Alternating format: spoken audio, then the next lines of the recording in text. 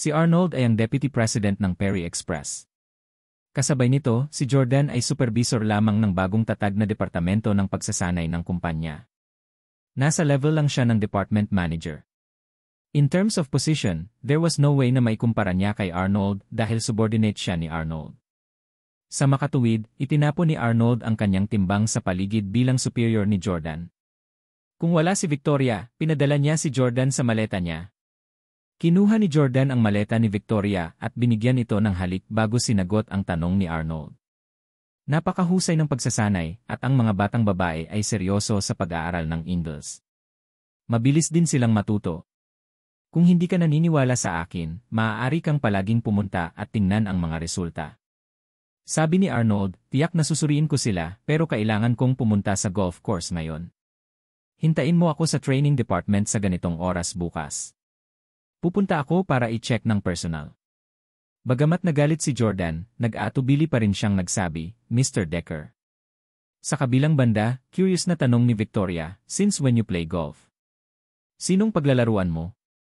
Sa loob ng maraming taon, magkakilala ang dalawa at alam ni Victoria na hindi naglalaro ng golf si Arnold. Natatawang sagot ni Arnold, wala, maglalaro lang ako mag-isa, haha. Hindi niya kayang ipaalam kay Victoria ang sikreto ni Kayden sa golf course, baka nakawin ni Victoria ang credit sa kanya. Si Victoria ang presidente ngayon ng Perry Express. Gayunpaman, mas maliit ang share niya sa Perry Express kaysa kay Arnold, kaya acting president lang siya.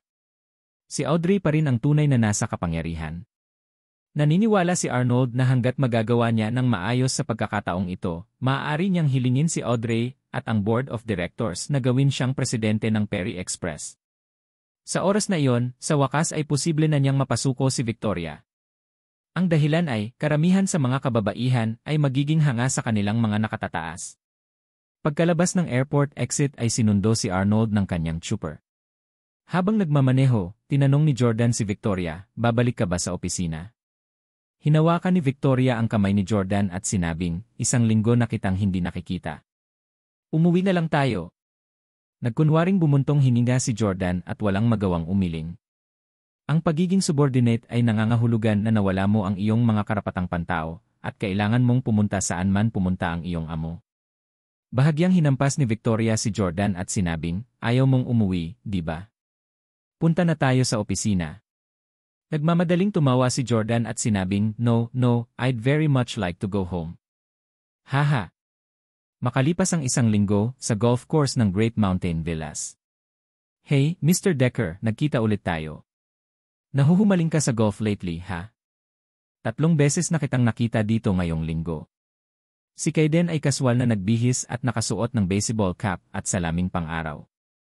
Hawak ang isang golf club sa kamay, naglakad siya patungo kay Arnold. Nang makita ni Arnold si Kayden, umiti ito at bumati, Mr. Huxley, alam kong madalas kang pumunta dito, kaya madalas din akong pumunta dito. Ako ay isang baguhan. Kailangan kong matuto ng higit pa sayo.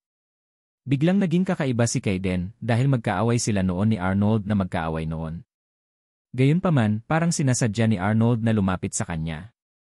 Naglakad sina Kayden at Arnold sa lugar kung saan kakaunti ang mga tao at nagtanong, Arnold, kumusta ka sa Perry Express kamakailan? Napabuntong hininga si Arnold at sinabing, wag mo nang banggitin. Pagkatapos ng biglaang pagkuha ng Perry Express at pagiging bagong presidente, umalis muli si Audrey. Gayunpaman, hinayaan niyang maging presidente si Victoria, na 2 buwan pa lang nakasakay. I've been working hard for years sa Perry Express, at mas marami akong shares kaysa sa kanya. Gayunpaman, hindi ako ang napiling maging pangulo. Tinapik ni Kayden ang balikat ni Arnold at tumawa. Haha, Arnold, sa tingin ko, baliw si Audrey. Una niyang sinimulan ang pag-recruit ng mga dayuhang babae bilang mga courier, na naging dahilan upang tayong lahat sa industriya ng courier ay kailangang sumunod sa mga yapak nito at mamuhunan ng maraming pera ng walang dahilan. Ngayon ay gumagawa siya ng isang babaeng hindi pa nagpapatakbo ng isang kumpanya ng logistic, ang gumaganap na pangulo. Walang alam si Victoria Clark.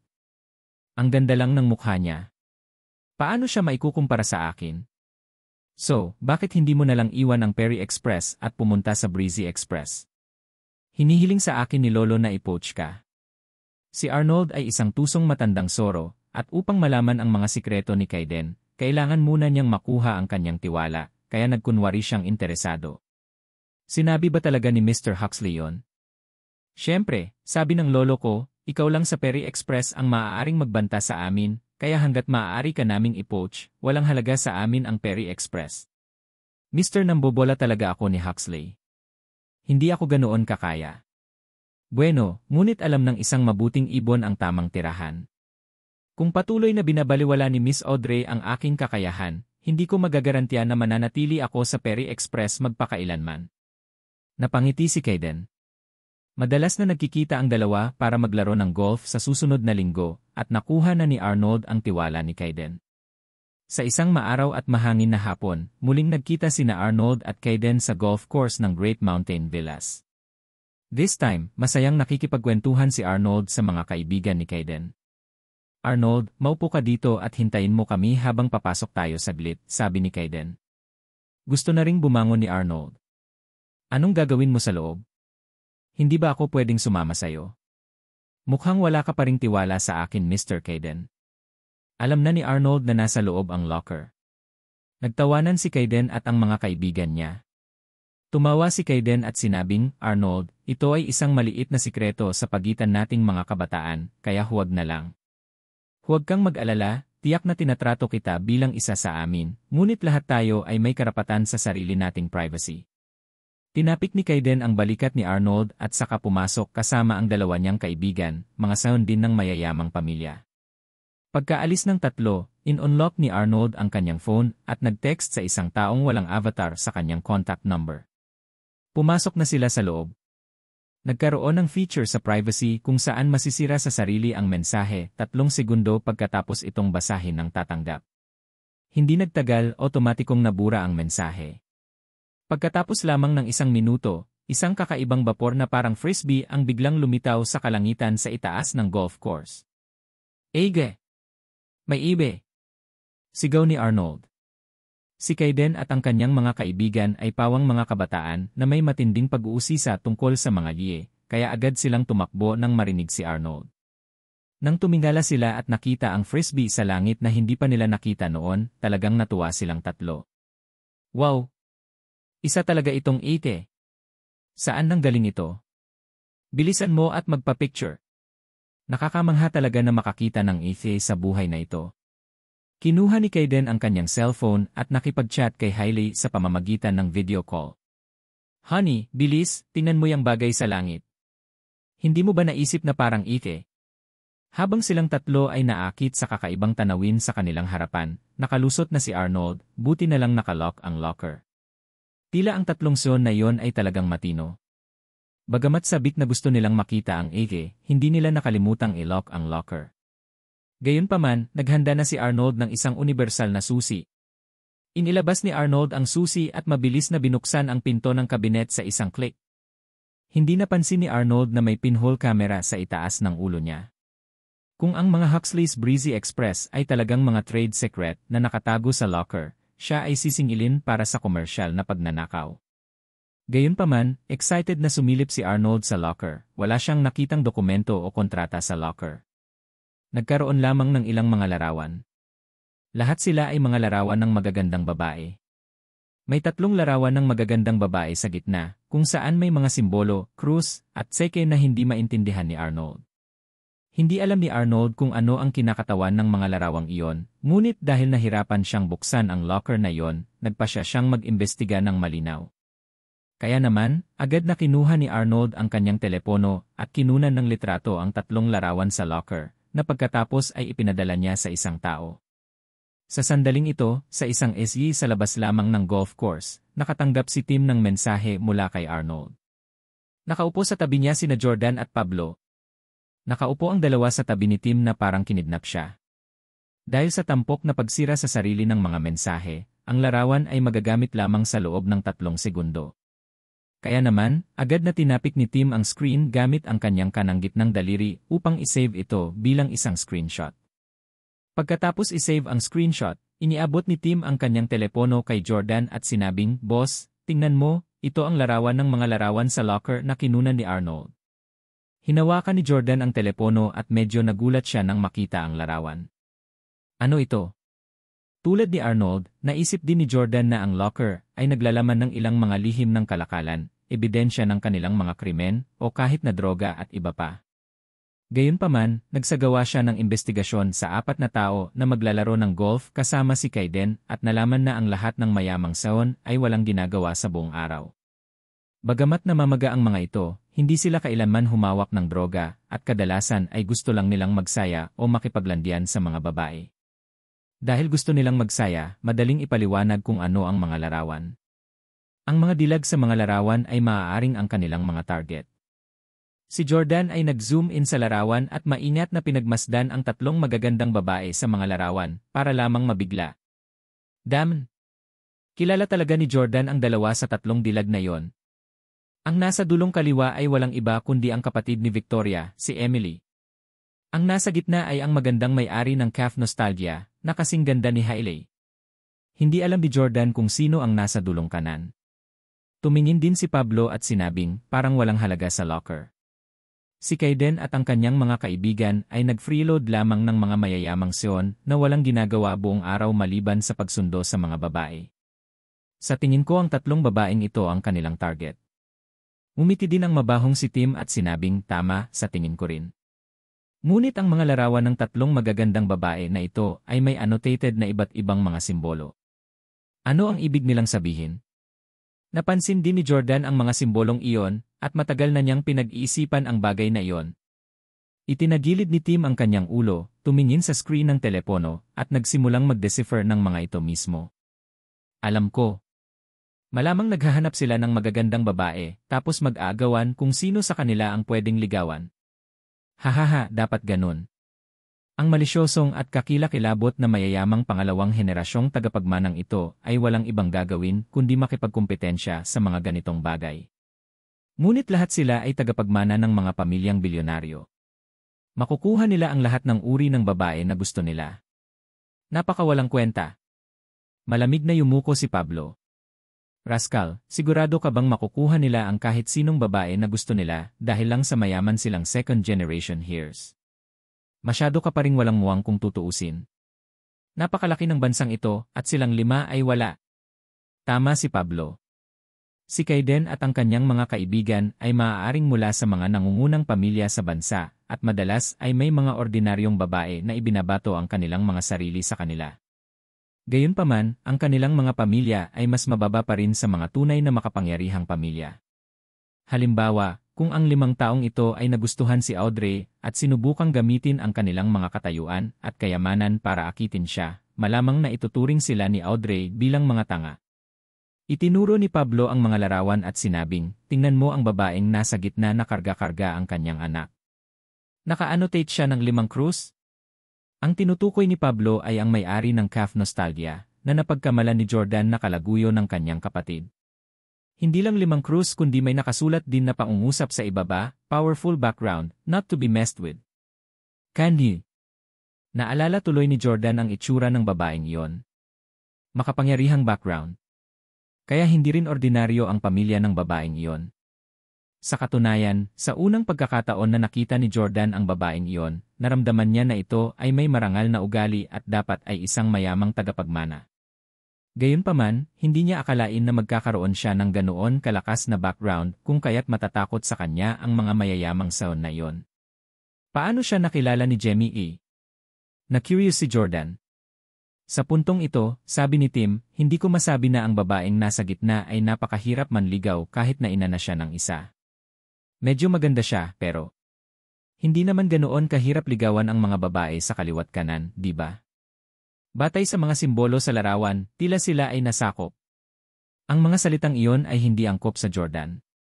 Hindi kaya nasakop na ng 5 halimaw na ito si Emily, ang kapatid ni Victoria. May 4 na simbolo sa larawan ni Emily, 2 krus, isang mapusyaw na pulang tuldok, at isang madilim na pulang tuldok. Ano nga ba ang ibig sabihin ng 2 simbolo na ito? Sabik na gustong malaman ni Jordan ang sagot. Nais niyang malaman kung ang inosente, maganda at cute na kapatid ng kanyang kasintahan ay na-violate ni Kaiden at ng kanyang mga kaibigang seon. Sabi ni Pablo, hindi pa siguro na conquer yung una. Ang isang tseke ay malamang na nangangahulugan na sila ay nakapasok sa kanyang pantalon. Tignan mo ang litrato ng babae sa dulong kanan, 2 krus, 3 tseke.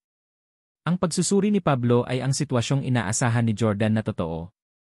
Kung hindi pa nila siya nasakop, may pagkakataon pa si Jordan na pigilan sila at protektahan si Emily mula sa kapahamakan. Magpadala ng mensahe kay Arnold at sabihin sa kanya na alamin kung ano ang kinakatawan ng mga simbolo na yon. Bili ni Jordan kay Tim. Pilyong tanong ni Tim, ha? Ito ay hindi isang lihim ng kalakalan. Bakit ko siya tatanungin tungkol dyan? Smack! Hinampas ni Pablo sa ulo si Tim. Gawin mo lang ang sinasabi ko. Ano ba ang daldal mo? Hindi nagtagal, natanggap ni Arnold, sa loob ng golf course, ang mensahe at nawala sa loob ng 3 segundo. Sa sandaling ito, hinahangaan pa rin ni Kaiden at ng kanyang mga kaibigan ang ihi sa labas. Kung ito ay isang lumilipad na DC, natural na hindi nito maakit ang atensyon ng 3 son na ito. Lalo na hiniram ni Jordan ang AK sa langit mula sa isang kaibigan, at hindi ito madetect ng mga siyentipiko at propesyonal na mananaliksik ng AK sa maikling panahon. Ito ay talagang isang sasakyang panghimpapawid na nakabalakayo bilang isang ihe. Ang kaibigan ni Jordan ay si Elon Musk, ang presidente ng electric vehicle powerhouse, Tesla, at SpaceX. Ito ang taong naglunsad ng manned rocket sa kalawakan kanina. Siya ang pinakamayamang tao sa buong mundo, at tinatawag siya ng ilang tao na Iron Man ng totoong mundo. Ang kanyang mga abot-tanaw, pananaw, at pag-iisip ay higit pa sa iba pang mga negosyante. Ang mga pagkilos tulad ng kolonisasyon sa Mars, paglalakbay sa pamamagitan ng rocket, at pagbuo ng hyperloop ay maaaring mukhang baliw sa mga ordinaryong tao, ngunit determinado siyang gawin itong isang katotohanan. Noong una niyang itinatag ang SpaceX, hinanap niya ang lolo ni Jordan, na humanga sa kanya, at namuhunan ng malaking halaga sa kanyang mga proyekto. Gayunpaman, nagpa siya ang lolo ni Jordan na ihinto ang pagpupondo dahil ang paggasta ay hindi na makontrol. Ang Stiles ay nagpahiram ng hindi bababa sa $4 bilyong sa kanya. Kaya naman, upang akitin si Kaiden at ang iba pa sa pagkakataong ito, upang si Arnold ay makalusot ng maayos upang makita ang mga bagay sa locker, humiram si Jordan ng isang iile mula kay Elon Musk. Si Elon Musk ay natural na sumang-ayon sa gayong maliit na bagay, at nakipagpalitan pa siya ng ilang mga kasiyahan kay Jordan. Tinanong ni Elon Musk si Jordan, gusto mo bang ihatid kita sa labas para magsaya? Tinanong ni Jordan, saan? Sumagot si Elon, sa kalawakan. Sumigaw si Jordan, maligaw ka. Tulad ng isang nangungunang tindero, sinabi ni Musk kay Jordan, halika, tao, ang panahon ng manned spaceflight ay nagsimula na. Kailangan mo lang magbayad ng $100 milyon para ma-enjoy ang paglalakbay sa kalawakan. Inutusan ng lolo ni Jordan si Jordan at ang kanyang mga kapatid na tumalikod at umalis sa sandaling makita nila si Musk at iwasan siya hanggat maaari. Dahilan, si Musk ay nanghiram ng pera upang pondohan ang kanyang mga proyekto sa kalawakan na nagsunog ng labis na pera. Sinaway ni Jordan si Musk sa telepono, magtiwala ka sa lakas ng loob na humingi sa akin ng pera. Hindi mo ibinalik ang $4 bilyong utang mo sa pamilya ko. Walang alinlangang sinabi ni Musk, babayaran kita sa Mars pagkatapos nating matagumpay na lumipat doon. Nagmura si Jordan at saka ibinaba ang tawag. Sa sandaling ito, hinahangaan ni Kaiden at Hailey ang iki na lumitaw ng wala saan. Gayunpaman, interesado lang si Hailey sa mga mararangyang tahanan, kotse, at damit. Wala siyang alam tungkol sa mga iye. Mahina niyang tanong, naglalaro ka ba ulit ng golf kasama si Arnold? Tumango si Kaiden at hihilingin na sana kay Arnold na kumustahin din ang asawa. Pero, nang lumingon siya para tingnan, wala na si Arnold. Agad na ibinaba ni Kaiden ang video call at napasigaw sa gulat, bakit nawawala si Arnold? Sa sumunod na segundo, agad na pumasok si Kaiden at ang kanyang mga kaibigan sa loob at nakita nila si Arnold na nakatayo sa tabi ng kanilang pribadong locker. Nataranta si Arnold nang makitang sumugod si Kaiden. Gayunpaman, sapat na ang karanasan niya at agad na sinabing may kalmadong ngiti, ano ang problema? Lumipad na ba ang Ace? Pinalaki ni Kaiden si Arnold at biglang napagtanto na sinadya ni Arnold na mapalapit sa kanya kamakailan, marahil ay dahil sa isang hidden agenda at hindi upang tumalon sa Breezy Express. Sabi ni Kaiden na may nakakatakot na ngiti, Arnold, pumasok ka dito at binuksan ang pribadong locker namin. Ano ang sinusubukan mong gawin? Imbestigahan mo ako. Medyo magalang si Kaiden. Ang isang kaibigang nakatayo sa likuran niya ay agad na nagmura, bakit mo sinisira ang aming privacy? Tumawa si Arnold at sinabing, Mr. Kayden, mali ang pagkakaintindi mo, lumilipad ang ETA sa napakababang altitude ngayon lang, at may pumasok sa mata ko, kaya hindi ko namalayang naglakad ako at napunta dito. Hindi ko binuksan ang locker. Ito ay palaging bukas. Nakalimutan ba ninyong isara ito dahil nagmamadali kayong makita ang ise? Isang mayamang son ang nagsabi, imposible. Malinaw kong naaalala na sarado ito nang umalis ako. Lumapit si Kayden kay Arnold at tinanong, kuhanan mo ba ng litrato ang mga gamit namin? Bagamat hindi trade secret ang nakatago sa locker, kundi mga larawan lamang ng magagandang babae, hindi malik sa iba ang kontak. Ang mga naakit sa mga nangungunang saon ay talagang napakarilag, at sa pangkalahatan, lahat sila ay nakakabit na. Ang kanilang mga kasintahan o asawa ay karaniwang napakalakas na mga figura. Kapag nakipagkulitan sila sa mga asawa ng ibang lalaki, hindi na nila mararanasan ang kahihinatnan. Kinuha ni Arnold ang phone niya at ibinigay kay Kayden. Hindi ko talaga sinasadyang mag-barge in, lalo na ang kumuha ng litrato. Kung hindi ka naniniwala sa akin, hahayaan kitang tingnan ang aking telepono. Kinuha ni Kayden ang telepono at tiningnan ang photo album, mga mensahe, at marami pang ibang api para kumpirmahin na walang mga larawan at walang mensaheng ipinadala sa ibang tao. Gayunpaman, si Kayden ay hindi isang tanga, at alam niya ang function ng text message sa pagsira sa sarili sa ilang mga api. Nang makita ni Kayden na nalantad ang bagay na yon, tinapik niya ang balikat ni Arnold at sinabing, uy, hindi naman talaga big deal. Dahil nakita mo ito, walang masamang sabihin sa'yo dahil isa ka sa amin. Kayden. Ang isang mayamang supling ay malinaw na ayaw malaman ni Arnold ang tungkol sa kanilang mga gawain. Iniunat ni Kayden ang kanyang kamay na nagpapahiwatig na alam niya ang kanyang mga limitasyon. Pagkatapos noon, ipinakilala ni Kayden kay Arnold, nakita mo na ba ang mga larawan ng mga babaeng ito sa locker?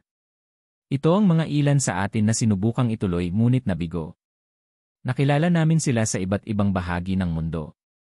Dapat mo ring malaman na kaming mga mayayamang saon sa pangkalahatan ay napaka-arogante, at kami ay manindigan para sa isang kotse na nabigo sa edad nito. Nahuli na ang iba. Maaari tayong kumuha ng isang maikling video o kung ano upang bigyan ang ating nalulungkot na kapatid na lalaki ng isang kilig. Tiningnan ni Arnold ang tatlong larawan. Hindi nakakagulat na ang unang simbolo ng bawat larawan ay isang krus. Tinanong ni Arnold, ano ang kahulugan ng mga simbolo sa mga larawan? Ipinaliwanag ni Kayden, ang ibig sabihin ng krus ay kabiguang makipag-usap sa kanya, pabayaan ang iba pa. Ang maliwanag na pulang bilog na ito ay nangangahulugan na nagkaroon kami ng isang masayang chat, at maaari kaming lumabas para sa tsaa o isang pelikula. Ang madilim na pulang bilog na ito ay nangangahulugan na naging intimate ka na. Itinuro ni Kayden ang dalawang bilog sa katawan ni Emily at nagpaliwanag.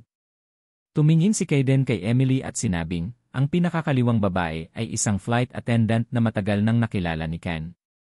Kahit anong pilit niya, hindi niya magawang lumabas. Sa sobrang galit, gusto niyang magpaliwanag kami. Halos mahawakan ni Mason ang kanyang kamay at nablock siya pagkatapos. Ang sensitive na babae. Ang tinutukoy niya ay ang mabait na lalaki sa likuran niya na wala pang 1.7 metro ang taas. Galit na sabi ni Mason, nagkukunwaring aloof ang babaeng iyon na si Victoria. Marami na akong naging babae, at sino siya sa tingin niya? How dare she reject me? Kayden, 1.85 meters ang taas mo. Dapat mong talunin si Emily Clark. Lahat kami ay nabigo, kaya kami ay umaasa sa iyo ngayon. Naka-evil smile si Kayden sa matamis na litrato ni Emily na naka-uniforme ng flight attendant. Mula nang maitatag ang E5 PAX New York hunting team, hindi sila kailanman nabigo kahit isang beses. Hindi lamang silang lahat ay napakayaman, ngunit sila rin ay mga lalaking may iba't ibang estilo. Ang ilan ay matipuno, ang ilan ay banayad at maalalahanin, ang ilan ay may mga figure tulad ng isang celebrity, at ang ilan ay may talento at nakakatawa. Kahit na may nabigong manligaw sa mga babae, maaari na lang silang magpadala ng iba at magtatagumpay sila. Gayunpaman, hindi niya inaasahan na matatalo sila ng may-ari ng Cafe Nostalgia. Nabigo ang tila ordinaryong air hostess na si Emily at ang apat na magkakasunod na tao, na labis na nakakasira sa tiwala sa sarili ng mga mayayamang kabataang ito. Bilang nagpasimula ng planong ito, Kinailangan ni Kaiden na tanggapin ang responsibilidad para sa mga miyembro ng kanyang koponan. Ang mga stewardesses ay palaging paborito ni Kaiden. On the other hand, a rich son beside Kaiden said, "Kaiden, dapat more than 4 months pregnant na ang asawa mong si Hailey, di ba? Ang tagal mong pinipigilan, ayaw mo bang ilabas ang galit kay Sophie? Si Hailey ay halos 6 na buwan ng buntis ngayon, at ang kanyang baby bump ay napakalaki. Mas chubbier siya kaysa dati, at iba na siya noon. Isa pa, hindi kay Kaiden ang baby ni Hailey, kaya hindi siya interesado sa kanya ngayon. Katulad nito, 6 na buwan ng buntis si Hailey, ngunit wala ang kanyang asawa sa kanyang tabi, kaya hindi siya masyadong mabait kay Kaiden. Matagal nang natutulog sa magkahiwalay na kwarto sina Kaiden at Hailey. Tumango si Kaiden at sinabing, hindi masama si Emily. Gayunpaman, lahat kayo ay nabigo. Ito ay nangyayari na ako ay humahawak nito ng masama kamakailan lamang. Gusto kong paglaruan si Emily. Mason, nasuri mo na ba kung saan siya lilipad sa mga susunod na araw? Sumagot si Mason, lilipad siya sa Easy bukas at mananatili doon ng isang araw. Very good, then we'll also book ticket to EI. Habang nagsasalita si Kaiden, tinext niya ang kanyang assistant na mag-book ng plane ticket para sa kanya. Medyo nataranta si Arnold na nasa gilid. Mr. Kaiden, bakit nahihirapang lumipad papuntang Easy? Hindi ka ba magkakaroon ng sapat na oras kapag bumalik siya? Nagtawanan si Kaiden at ang iba. Humalakhak si Kaiden at sinabing, Arnold, halatang marami kang hindi alam. Ang mga flight attendant na ito ay mga kabataan at magagandang babae na mahilig sa romansa. Magagawa mo ito sa loob ng 3 araw kung liligawan mo siya dito, ngunit kung pupunta ka sa ibang bansa, kasama siya, maaaring matulog siya sa iyo sa isang gabi. Sobrang reserved sila dito, pero once na mag-abroad sila, very liberal na sila. Bukod pa rito, magkakaroon sila ng limitadong oras doon, at magiging mahirap na makilala at mapanatili ang isang long-distance na relasyon. Karamihan sa mga tao ay may posibilidad na makuha ito kapag nagustuhan nila ang isang tao. Karamihan sa mga babae ay gusto ang mga romantikong kilos. Kung pupunta siya sa isang hotel kasama ang isang lalaki sa isang lungsod na tinitirhan niya sa loob ng mga dekada, hindi niya ito makikitang romantiko. Madali nilang mahanap ang hotel at kilala rin sila ng staff ng hotel. Walang romansa o pakiramdam ng pagiging bago. Gayunpaman, kung nangyari ito sa mga lugar tulad ng Paris at London, magiging iba ang mga bagay. Matatagpuan nila itong sariwa, kapanapanabik at hindi malilimutan. Magpapasalamat pa sila sa lalaki para sa karanasan. Kung sila ay mag-asawa at magkakaroon ng mga anak sa kanilang sariling lungsod pagkaraan ng ilang taon, maaari na lamang silang humantong sa isang matatag na buhay nang hindi nagkakaroon ng pagkakataong lumipad muli sa mga bansang iyon. Maaalala rin nila paminsan-minsan ang romantikong karanasan ng pakikipagkita sa isang tao, pagkakahawak ng kamay sa kanila habang namimili, umiinom, at pagkatapos ay natutulog ng magkasama. Ang lahat ay tila napakaromantiko at kahanga-hanga. Hindi malalaman ng mga lalaking iyon na nag-imbita ng mga babae sa hindi mabilang na mga petsa at pelikula bago makuha ang kanilang mga puso kung gaano kaliberal ang ilang kababaihan kapag nasa ibang bansa sila. Si Kaiden ay natural na isang dalubhasa na nauunawaan ang mga kaisipan ng ilang walang kabuluhan at materialistikong kababaihan. Tanong ni Kaiden, ulila na si Emily, tama ba? Tumango si Mason at sinabing, medyo tragic ang buhay niya, at wala siyang makapangyarihang pamilya pero hindi niya iniisip na gumamit ng pera para makuha siya. Hindi siya bibili. Malamig na yumuko si Kaiden at sinabing, ang mga taong tulad niya ay talagang kailangang magpakita ng malasakit. Bakit mo lang naiisip na gumastos ng pera para makakuha ng mga babae? Hindi nakakagulat na nabigo ka. Basta panoorin mo ako. Ako ang pinakamagaling sa pakikitungo sa isang mahirap at kahabag-habag na ulila. Tinignan ni Kaiden ang larawan ni Emily at naisip na niya ang eksenang hinawakan siya nito sa mga braso. Gayunpaman, maaari nilang iwanan ito pansamantala at sa halip ay tumuon kay Arnold. Nalaman na lamang ni Arnold ang kanilang sikreto at ipinahayag ang kanyang sarili na may hidden agenda. Para siyang naghihinala sa pagtatangkang magnakaw ng mga lihim ng negosyo. Hindi papayag si Kaiden na umalis si Arnold ng ganun-ganun lang. Biglang hinawakan ni Kaiden ang mga balikat ni Arnold at sinabing, Arnold, samahan mo kaming magkaraoke. Pipili ako ng magandang hostess para sa'yo. Mabilis na tumanggi si Arnold, hindi, matanda na ako para dyan. Sinabi ni Mason, Mr. Decker, mukha kang bata, malakas, at puno ng sigla. Tara, alis na tayo. Hindi sila magalit ni Arnold, kaya wala siyang choice kundi sundan sila sa isang private club. Pumasok sila sa kwarto at pinalakpakan ni Kaiden ang kanyang mga kamay, pagkatapos ay isang hanay ng mga babae ang bumungad sa kanilang apat. Arnold, pumili ka. Tumingin si Arnold sa kaliwa hanggang kanan at umiling pa rin sa bandang huli. Mr. Kaiden, mauna na kayo. Hindi ko talaga kaya. May asikasuhin ako sa opisina. Aalis na ako ngayon. Smack! Hinampas ni Mason ang mesa at sinabing, Mr. Decker, nalaman mo na ang sikreto natin. Kung hindi ka mananatili para magsaya sa amin, hindi kami magiging komportable. Galit na galit si Arnold, at naisip niya, kung matagal ko nang nalaman na ang sikreto mo ay tungkol sa pakikialam sa mga babae, hindi na ako nag-abala pang alamin. Kasalanan ni Tim ang pagbibigay sa akin ng hindi mapagkakatiwala ang balita. Sabi ni Arnold, Mr. Kaiden, hindi naman sa nagpapanggap akong mabuting lalaki, pero lagi akong mataas ang standards sa babae. Hindi ako magkakagusto sa kahit na sinong babae maliban na lang kung ito ay tulad ni Victoria. Tumayo si Kaiden at sinabing, kaya hindi mo sila gusto, Mr. Decker. Naiintindihan ko. Baka mag-leave ka.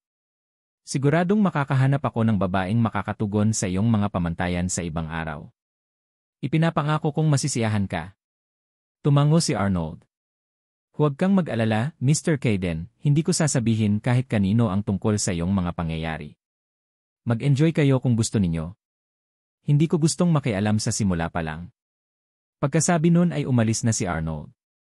Pagkaalis ni Arnold ay hindi pa rin mapakali si Mason dahil ang babaeng nasa gitna ng litrato ng tatlong babae ay may kakaibang background at nakita na ni Arnold ang kanyang litrato. Kung ikakalat ni Arnold ang tungkol dito, tiyak na haharapin nila ang paghihiganti ng iba. Sabi ni Mason, Kaiden, hindi mapagkakatiwalaan ang matandang Foji na si Arnold. Saka, pinaghihinalaan ko na nilapitan ka lang niya dahil sinusubukan niyang ilabas ang ilang sikreto sa iyo. Hindi niya intensyon na tumalon sa Breezy Express. Si Kaiden ay humihitit ng sigarilyo at sinabing, syempre alam ko yon. Huwag kang mag-alala, hihilahin ko si Arnold pababa at isasama siya sa atin. Habang naninigarilyo, biglang napagtanto ni Kaiden na isang matangkad at balingkinitan na babae sa hanay ng mga babae sa harap nila ay may mga mata na kamukhang-kamukha ni Victoria. Sa sandaling ito, biglang nagkaroon ng napakasama at malisyosong ideya si Kaiden. Ikaw, halika dito. Tawag ni Kaiden sa babaeng medyo kahawig ni Victoria. Masunuring naglakad ang babae at hinayaan itong tingnan itong mabuti ni Kaiden. Ang hitsura sa kanilang mga mata ay magkatulad, ngunit sa kasamaang palad, ang kanyang ilong ay masyadong flat, ang kanyang mga labi ay iba sa Victoria, at ang kanyang baba ay mukhang kakilakilabot. Kwadrado ang mukha ng babae habang mas maliit ang mukha ni Victoria. Mukha siyang celebrity at napaka-photogenic. Paano kung bigyan kita ng $200,000 para sa cosmetic surgery? Sabi ni Kaiden sa babae. Saglit na nag-alinlangan ang babae bago nagtanong, ano ang gusto mong ipaopera ko ang hitsura? Ipinakita sa kanya ni Kaiden ang larawan ni Victoria sa kanyang telepono at sinabing tulad niya. Nang makita ng babae ang napakagandang hitsura ni Victoria, agad siyang tumango at sumang-ayon, gagawin ko. Ngumiti si Kaiden at sinabing, sige, papalitan din natin ang pangalan mo. Mula ngayon, tatawagin kang Victoria Clark. Hindi makuha ni Kaiden ang totoong Victoria dahil siya ang babaeng tinitigan ni Russell. Gayunpaman, maaari siyang makakuha ng isang babaeng kamukha niya upang masiyahan ang mga pagnanasa ni Arnold. Anyway, hinding-hindi maaabutan ni Arnold si Victoria, kaya't hindi niya maiisip na makasama ang isang babaeng kamukha niya. Tinawag ni Arnold si Tim at binatukan siya nang matapos ang tawag. Tim, tulala ka ba? Ano bang problema ng tenga mo? Anong uri ng mga lihim ng negosyo ang mayroon sa locker na yon? Nasa ilalim na ako ng kontrol nila at nag-aalala sila na sasabihin ko sa kanila. Hindi ako mapakali. Galit na galit si Arnold. Si Tim, na nasa kotse pa rin kasama si Jordan, ay agad na nagtanong, Tito, hindi ba mga sikreto ng negosyo ang mga larawang kinuha mo? Galit na sabi ni Arnold, hindi naman business secret iyon, kundi wall of honor ng mga babae na tinutugis ng 5 batang iyon. Nakikipagkumpetensya sila para makita kung sino ang makakahabol. Sa bili ni Jordan, nagmamadaling nagtanong si Tim, I think the girl on far left looks good. Mayroong dalawang krus, isang mapusyaw na pulang bilog at isang madilim na pulang bilog. Ano ang ibig sabihin nito? Ibinaba na ba siya ni Kaiden at ng iba pa? Napuno ng galit si Arnold kaya hindi na siya mapakali na magpaliwanag. Anong hinihiling mo? Ano ang kinalaman nito sa'yo? Sabi ni Tim, Uncle, just tell me, I fell in love with the girl on the far left at first sight and I'm totally in love with her. Gusto ko rin siyang ligawan. Mabilis na sabihin sa akin kung siya ay nasakop ni Kaiden at ng iba pa. Malamig na yumuko si Arnold at nagtanong, ikaw lang. Kahit na ang mga nangungunang saon ay nabigo sa apat sa kanila at gusto mo pa ring habulin.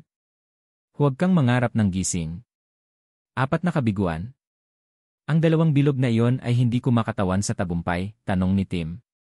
Nang makita kung gaano ka-curious si Tim tungkol sa kung ano ang kinakatawan ng mga simbolo, alam niya na si Tim ay patuloy na mangangaralgal at mangangasiwa sa kanya ng mga tanong hanggang sasabihin sa kanya ang totoo.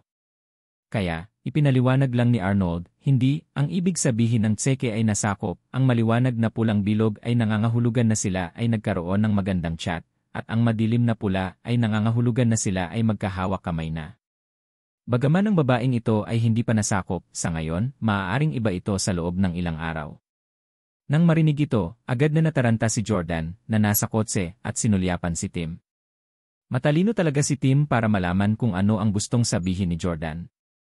Agad niyang tinanong, ano ang ibig sabihin nito? Ani Arnold, 4 or 5 months pregnant ang asawa ni Kaiden, at matagal na silang natutulog sa magkahiwalay na kwarto. Si Kaiden ay malamang nabigo sa sexual at gusto niyang matulog kasama ang babaeng ito bukas. Nakagawa sila ng masusing pagsusuri at nakakuha ng malinaw na pag-unawa sa kanyang background at mga kagustuhan. Si Kaiden ay isang karapat-dapat na tao, kaya sa palagay ko ang flight attendant na ito ay maaakit sa kanya. Tim, huwag kang magtago ng anumang disenyo sa kanya maliban kung hindi mo iniisip na matulog kasama ang isang babae na nakasiping ni Mr. Kaiden. Sa katunayan, si Tim ay nagmula sa isang presentable na pamilya at tiyak na siya ay sapat na mabuti para kay Emily. Ibinaba na ng dalawa ang tawag nang walang sinabi pa. Yeah. Pupunta si Kaiden Huxley sa EA bukas. Hindi, kailangan kong sabihin kay Victoria na ipaalam kay Emily na panatilihin siyang magbantay laban kay Kaiden Huxley. Nagpanik si Jordan dahil kung wala siyang pakialam at hahayaang umunlad ang usapin, malaki ang posibilidad na ang bata at ignorante na si Emily ay mauwi kay Kaiden. Bagamat kinasusuklaman ni Jordan ang hamak na si Kaiden, kailangan niyang aminin na siya ang tipo ng lalaki na kinagigiliwan ng maraming babae. Siya ay matangkad, gwapo at mayaman. Natupad niya ang anumang pangangailangan na mayroon din ang mga babae para sa mga lalaki. Maging si Hailey, na mataas ang standard sa mga lalaki, ay talagang na-in-love kay Kaiden kahit noong kasal pa siya ni Jordan. May isip kung gaano kakit-akit si Kaiden sa mga babae. Sa pangkalahatan, hindi kayang labanan ng mga babae ang kanyang alindog. Kaya naman, muling nag-alinlangan si Jordan nang tatawagan na sana niya si Victoria. Kung tatanungin ako ni Victoria kung paano ko nalaman ang bagay na ito, paano ko sasagutin? Nalaman ni Jordan ang pribadong locker na mayroon si Kaiden at ang kanyang mga kaibigan nang marinig niya ang pag-uusap ni Kaiden kay Hailey sa hotel room sa Japan noon. Kung sisiyasatin pa ni Victoria, hindi maiiwasang mabanggit ang bagay na ito. Siyempre, maaari ring magsinungaling si Jordan sa kanya, ngunit kailangan niyang gumamit ng hindi mabilang na mga kasinungalingan upang pagtakpan ang kasinungalingan kapag nagawa na niya ito. At saka, hindi kailanman nagsinungaling sina Jordan at Victoria sa isa't isa. Kinakain na siya ng katotohanang pinili ni Jordan na itago ang pagkikita nila ni Hailey, at hindi niya napigilang magsinungaling muli sa kanya. Ayaw niyang matulad kay Hailey, na basta-basta kayang magluto ng mga kwento at magsinungaling sa kanya. Nagkataon lang na pagkatapos maging presidente ng Perry Express si Victoria, naging abala siya at kailangang dumalo sa mga komperensya kung saan-saan. Pupunta siya sa kabisera sa mga susunod na araw. Bakit hindi na lang ako pumunta sa EC para pigilan si Kaiden at makilala ang magiging hipag ko? Gusto talaga ni Jordan na makilala si Emily, at isa pang mahalagang dahilan ay gusto niyang mag-propose kay Victoria. Bago iyon, gusto niyang makilala ang nag-iisang kamag-anak ni Victoria sa mundong ito at hingin ang pahintulot nito. Agad namang nag-book si Jordan ng tiket papuntang EC. Samantala, nag-book si Kaiden ng direktang flight papuntang VIA. Nakakuha siya ng mga first class na tiket dahil ito ang parehong airline na pinagtrabahuan ni Emily. Alas negatibo siyam ng umaga, dumating si Kayden sa airport, nakaistilong damit. Naakit niya ang atensyon ng marami, ngunit nabalot siya ng mahigpit. Pagsakay niya sa eroplano, tumungo siya sa first class cabin at tahimik na umupo. Hindi nagtagal at nagbulungan ang mga flight attendant sa first class cabin. Emily, nakikita mo yung lalaking naka-white jacket. Ang tangkad at ang gwapo niya. Ang isa sa mga flight attendant ay lubos na nasaktan. Si Emily ay nakasuot ng pulang uniforme ng flight attendant na may guhit na palda, na nagpapakita ng kaakit-akit ngunit marangal na aura. Ngumiti si Emily at tumango. Nakita ko siya. Ang gwapo-gwapo niya. Maraming babae ang may gusto sa matatangkad na lalaki.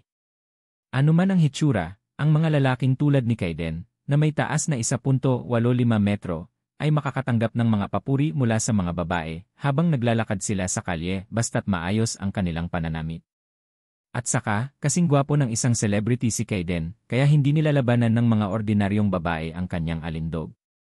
Kaya naman, bago makipagkita kay Hailey, hindi kailanman mag-abala si Kayden na manligaw ng ibang babae.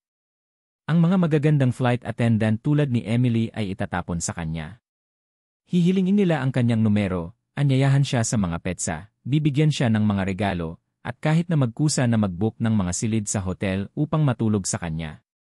Hindi malalaman ng mga ordinaryong lalaki kung gaano ka-proactive at mababang loob ang mga babae kapag nakilala nila ang mga gwapo at mayayamang lalaki. Mas gugustuhin nilang yumuko para sa mga mayayamang lalaking ito kaysa sa isang seryosong relasyon sa karaniwang mga lalaki.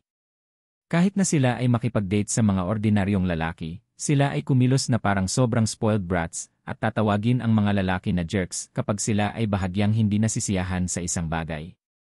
Iyon ang dahilan kung bakit si Jordan ay handang maglabas ng malaking halaga ng pera mula sa sarili niyang bulsa para dalhin ang mga dayuhang babae sa bansa. Pagkaupo ni Kayden sa kanyang upuan, mabilis na lumapit si Emily at nagtanong, "Sir, anong inumin ang gusto mong inumin?" Tumingin si Kayden kay Emily, nakasuot ng uniforme, at lihim na naisip, "She's really pretty and elegant." Siya ay mukhang marangal at hindi katulad ng isang batang babae mula sa isang ordinaryong pamilya.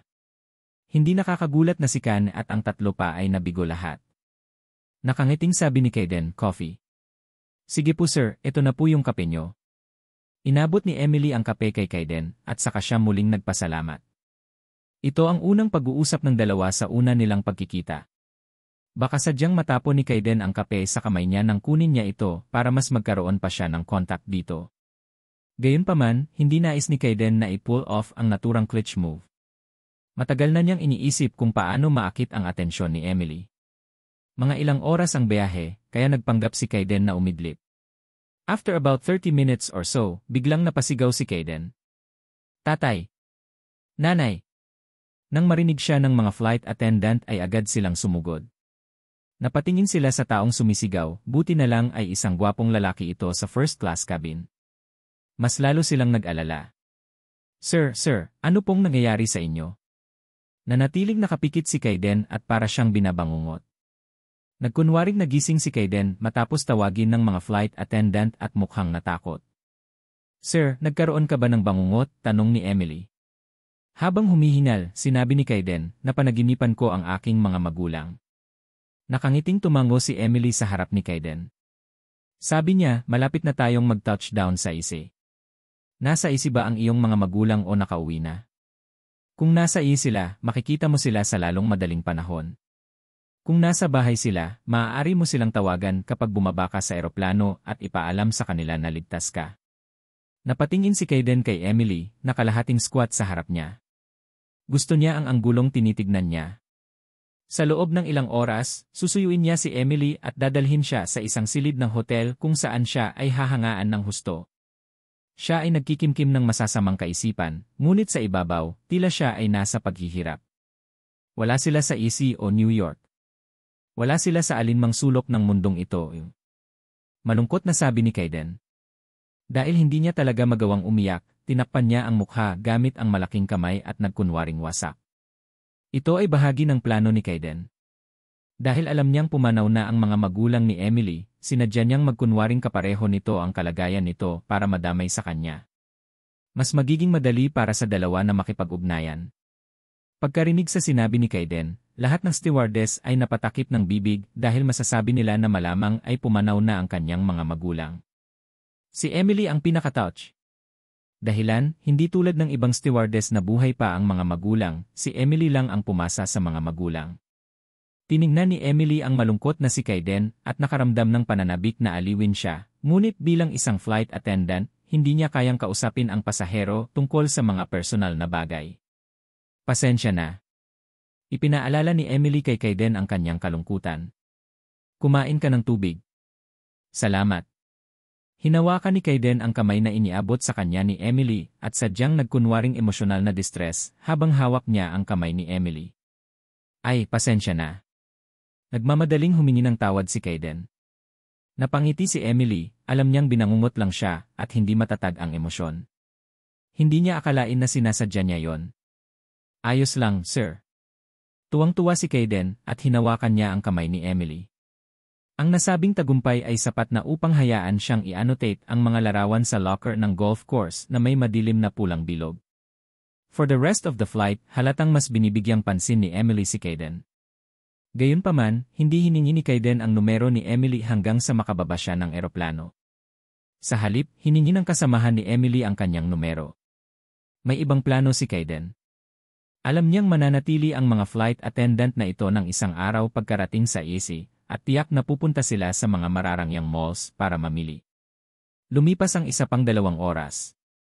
Lumabas si Emily at ang kanyang kasamahan sa hotel at tinungo ang city center. May mga tindahan ng designer at luxury brand sa magkabilang gilid ng avenue.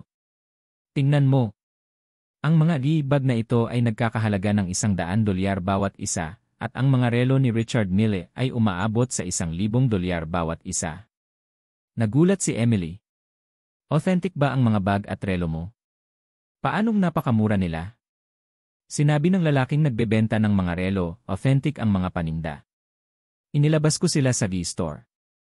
Wala akong resibo. Kunin mo o iwanan mo. Umiling si Emily, ayaw niyang makuha ang isang bagay na nakuha sa pamamagitan ng karumal-dumal na paraan.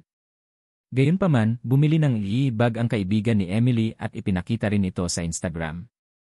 Haha, nakakuha ako ng bag sa halagang $100 box.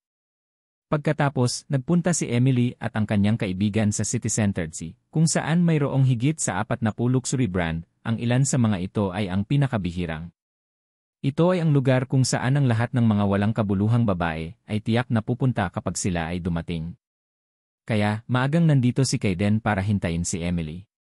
Tama ang hula niya. Ang kanyang biktima, si Emily, ay lumitaw sa kanyang paningin. Ang bawat palapag ay nagbebenta ng iba't ibang bagay. Nang lalapit na sana si Emily para hawakan ang isang English court-style tea set, isang pamilyar na malaking palad ang biglang dumampi sa kanyang mga kamay. Tumingala si Emily para makitang si Kaiden iyon. Hoy, hindi ba ikaw ang pasahero sa eroplano? Tuwang-tuwa si Emily. Si Kaiden naman ay nagkunwaring hindi siya nakilala. Ikaw ang flight attendant na sumabay sa akin sa paglipad. Nagkataon lang. Nagkataon lang. Napangiti din si Emily sa pag-aakalang silang dalawa talaga ang tadhana sa isa't isa. Nang makita ang kagalakan sa mukha ni Emily, alam ni Kaiden na madali niyang makuha ang puso nito at sasamantalahin siya sa gabi. Gayunpaman, sa sandaling ito, hindi pa dumarating si Jordan dahil sa pagkaantala ng flight. Si Jordan ay nasa eroplano, patuloy na tumitingin sa kanyang relo at nagdarasal sa kanyang puso. Sana hindi pa nakaka-move on si Kaiden kay Emily. Hindi dapat sabihin ni Emily na sa kanya. Pagdating niya, 6 na kinuha ni Jordan ang cellphone niya at agad na tinawagan si Emily. Ritz-Carlton Hotel, yay. Ding dong. Ding dong. Nagmi-make out sina Emily at Kaiden sa isang marangyang 5-star hotel room nang biglang tumunog ang cellphone ni Emily. Ang bata at ignorante na si Emily ay nalinlang ni Kaiden sa pag-check-in sa hotel sa oras na ito. Nakabiyahe sila sa parehong eroplano, kaya nagkataon na nagkita sa mall, at telepathically nagkagusto sa parehong tea set. Sa kasamaang palad ay pumasa na rin ang kanilang mga magulang. Isa pa, matangkad, gwapo, at mayaman si Kaiden. Walang dahilan si Emily para hindi magustuhan ang dream boat na ito na tila inayos ng langit. Sa panahon ngayon, medyo naging karaniwan na ang pagtulog kasama ang isang tao sa unang araw na makilala mo sila. Besides, isang araw lang pwede magstay dito si Emily. Tumigil si Emily sa paghalik kay Kaiden, kinuha ang telepono, at nakakita ng hindi pamilyar na numero. Sinabi ni Kaiden, ito ay isang hindi kilalang numero, huwag pansinin ito. Nainis si Kaiden sa tumatawag na ng istorbo sa kanya sa kasiyahan, at muling hinalikan si Emily. Hindi sinagot ni Emily ang tawag. Gayunpaman, hindi nagtagal ay tumawag muli ang taong iyon. Muli namang itinulak ni Emily si Kaiden at sinabing, siguro kaibigan ang nagpalit ng numero. Mas mabuting sagutin ko ito. O gusto mo bang maligo muna? Tumawa si Kaiden at sinabing, okay, baby, wait for me. Pumasok si Kaiden sa banyo at agad na palihim na nagpadala ng mensahe sa kanyang mga kaibigan sa group chat. Mga kaibigan, malapit na akong makapasok sa pantalon ng flight attendant na ito. Hinatid ko na siya sa hotel. Gagawin ko siya pagkatapos kong maligo. Kane, galing. Tandaan na kumuha ng ilang video at ibahagi ang mga ito sa amin. Kaiden, walang problema. Paul, haha, sa wakas makikita ko kung gaano karandi ang asong ito. Iyan mahilig sa matatangkad na lalaki ang asong ito, ha? Kaya deserving siyang lokohin ng matatangkad na lalaki. Kaiden, kailangan mong bumawi sa kanya para sa akin. Kaiden, ako na ang bahala. 5 sila sa grupo, at 4 sa kanila ay hindi nagawang manligaw kay Emily, kaya nakaramdam sila ng galit. Gayunpaman, hindi sila naglakas loob na dalhin siya sa ibang paraan dahil ayaw nilang magdulot ng gulo. Kaya naman, naisip nila ang ideyang ito na hayaan ang kanilang matalik na kaibigan na makapasok sa kanyang pantalon at makipaglaro sa kanya, na sa tingin nila ay magiging isang kilig. Binuksan ni Kaiden ang gripo at masayang naligo habang nakikinig ng music. Sa sandaling ito, sinagot na ni Emily ang tawag mula sa hindi kilalang numero. Hello, sino ang nagsasalita? Hindi pa pamilyar si Jordan sa malumanay na boses ni Emily. Si Emily ba yun? I'm your brother-in-law, nag-aalalang sabi ni Jordan. Tumawa si Emily at mapaglarong sinabi, oh, ikaw pala, magandang bata. Hindi nakaimik si Jordan, ngunit hindi ngayon ang oras para makipagtalo sa kanya tungkol dito. Nasaan ka ngayon? Sagot ni Emily. Nasa Estados Unidos ako. Alam kong nasa United States ka, pero saan ba talaga? Yeah. Saan ba talaga sa EC? Bakit kailangan mong malaman ang mga detalye? Nasa EC ako ngayon. Nasaan ka hahanapin kita? Medyo nagulat si Emily nang marinig na nasa EC din si Jordan. Nasa EC ka? Nasa EC din ba si ate? Bakit hindi mo sinabi sa akin na pupunta kayo dito? Sumagot si Jordan, hindi kasama ko ang kapatid mo. Pumunta ako dito mag-isa. Mabilis na sabihin sa akin ang iyong eksaktong lokasyon. Isa pa, may kasama ka pa ba? Sumulyap si Emily sa banyo at sinabing, nandito ang boyfriend ko. Sorry, Jordan, gusto rin kitang makilala, pero natatakot ako na wala akong oras na makita ka sa pagkakataong ito. Alam ni Jordan na wala talagang boyfriend si Emily at malamang na si Kaiden ang tinutukoy niya na ngayon lang niya nakilala. Ang iyong kasintahan ay isang gwapo, 1.85 metro ang taas na lalaki na nagngangalang Kaiden Huxley. Sabi ni Emily, medyo matangkad siya at gwapo, pero hindi Kaiden ang pangalan niya. Pareho siya ng pangalan mo, Jordan Steele. Damn it. Ang hayop na yon, si Kaiden Huxley. How dare he assume the name para lokohin ka? Hindi napigilan ni Jordan na sumpein ang isang expletive. Nahulaan na niya na posibleng gumamit si Kaiden ng peking alias, ngunit hindi niya inaasahan na gagamitin ni Kaiden ang kanyang pangalan. Kung tutuusin, hindi man lang alam ni Kaiden na mas naakit si Emily sa kanya, tiyak dahil ginamit niya ang pangalan ni Jordan. Maganda ang impresyon ni Emily kay Jordan, ang kanyang bayaw to be. Nang mabalitaan niyang si Kaiden ay pinangalanan ding Jordan, natuwa siya at pakiramdam niya ay nagkataon lamang. Ipinantasya pa niya ang tungkol sa pakikipagkita sa kanya sa hinaharap at kung talagang gagawin niya, ito ay talagang kawili-wili dahil pareho ang pangalan niya at ng asawa ni Victoria. Linisin mo ako. Biglang naalala ni Emily na nang mag-check-in sila sa hotel kanina ay sadyang tinakpan ni Kaiden at pinigilan siyang tingnan ang kanyang Sabihin mo sa akin ang eksaktong lokasyon mo. Niloko ka. Nasa Ritz-Carlton Hotel ako. Nang mabalitaan ni Jordan na nasa hotel si Emily, parang masisira agad siya. Naman, huli na ako ng isang hakbang. Natapakan na ba ni Kaiden ang maganda at kaibig-ibig kong hipag? Ikaw mayroon kang Wala, kakapasok lang namin sa room. Wala pa tayong ginagawa. Nakahinga ng maluwag si Jordan at sinabing, hintayin mo ako, pupunta ako dyan. Naglalakad si Jordan sa mga kalye, ngunit bigla niyang pinahinto ang isang itim na Cadillac RAV4, isang kotse na sinakyan ng maraming mafia bosses at kingpins sa mga palabas sa RI. Karaniwang hindi dapat pakialaman ang mga tao sa naturang mga sasakyan. Isang matipunong tattoo na lalaki sa driver's seat ang bumaba sa bintana at sinigawan si Jordan, "Dog, got a death wish." Binuksan ni Jordan ang pinto at pinalabas siya ng kotse gamit lang ang isang kamay bago dumiretso sa Ritz-Carlton Hotel. Knock knock. Kumatok si Jordan sa pinto. Binuksan ni Emily ang pinto ng kwarto at sinabing, "Oh my God, nasa ka talaga." Ito ang unang pagkakataon na nagkita ang dalawa, ngunit nagkita na sila noon sa pamamagitan ng video call. Natuklasan ni Jordan na nakasuot talaga si Emily ng uniforme ng flight attendant. Kamukha niya si Victoria pero mas sweet siya kaysa kay Victoria. Kung tutuusin, mas bata rin siya ng ilang taon. First time nating magkita. Ako si Emily Clark. Ngumiti si Emily at nakipagkamay kay Jordan. Napatingin si Jordan sa walang muwang at inosenteng itsura ni Emily. Naloko siya, at nasa mood pa siyang kamustahin ako, ha?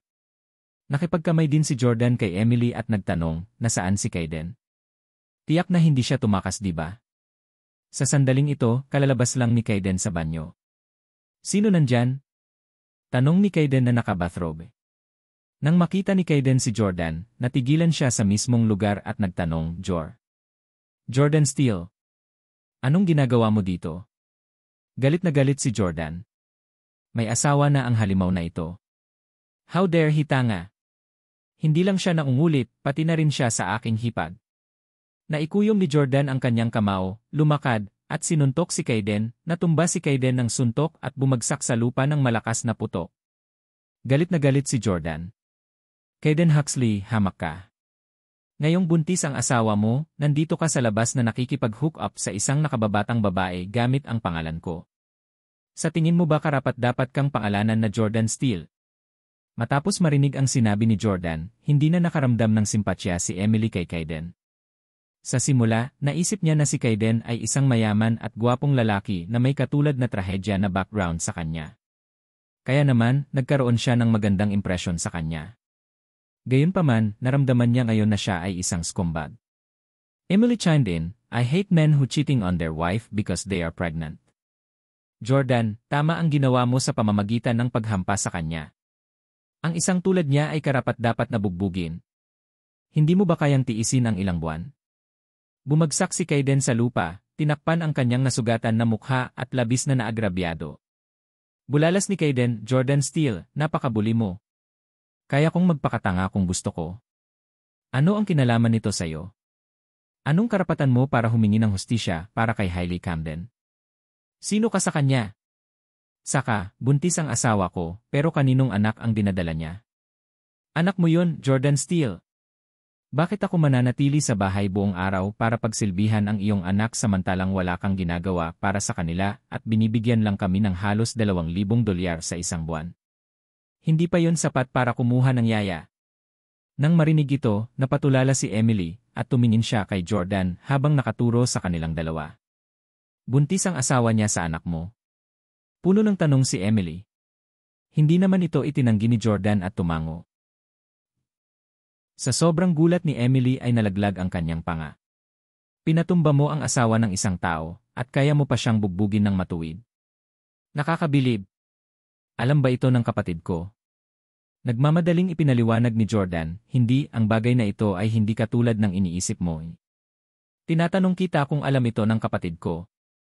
Masama talaga ang loob ni Emily kay Victoria dahil akala niya ay niloko si Victoria ng kanyang nobyo. Ito ang unang beses na nakilala ni Emily si Jordan ng personal at hindi niya lubos na kilala ang ugali nito, kaya naisip niya na isa lamang itong hunk na may matingkad na dila at ang galing sa sweet talk. Tumango si Jordan at sinabing, alam niya. Lalong namangha si Emily.